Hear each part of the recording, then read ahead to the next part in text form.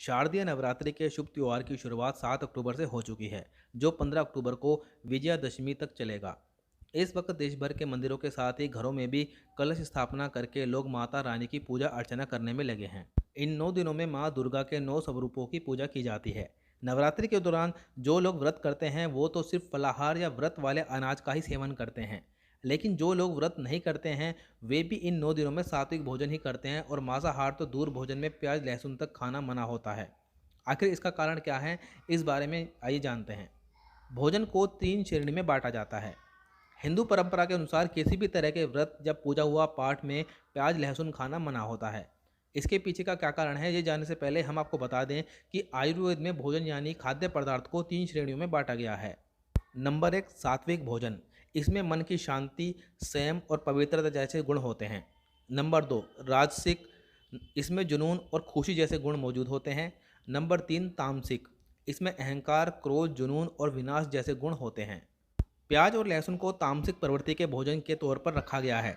शास्त्रों के अनुसार प्याज और लहसुन जैसी सब्जियां जुनून, उत्तेजना और अज्ञानता को बढ़ावा देती है, जिससे अध्यात्मक के मार्ग पर चलने में बाधा आती है। इसलिए नवरात्रि के 9 दिनों में जो लोग व्रत भी नहीं कर रहे हैं उन्हें भी राजसिक और तामसिक भोजन से दूर रहना चाहिए। वे केवल सात्विक भोजन ही करना चाहिए। प्याज खाकर शरीर हो जाता है सुस्त। धार्मिक मान्यताओं के अनुसार नवरात्रि के 9 दिनों के दौरान देवी की उपासना करने के लिए भगत को आध्यात्मिक ऊर्जा की जरूरत होती है, लेकिन प्याज और लहसुन जैसी चीज़ें खाने के बाद शरीर में गर्मी बढ़ती है, जिससे मन में कई प्रकार की इच्छाओं का जन्म होता है और व्यक्ति पूजा पाठ के रास्ते से भटक सकता है। इसके अलावा व्रत के समय दिन में सोना भी मना है, लेकिन प्याज लहसुन चीज़ें खाना खाने के बाद शरीर में सुस्ती आती है।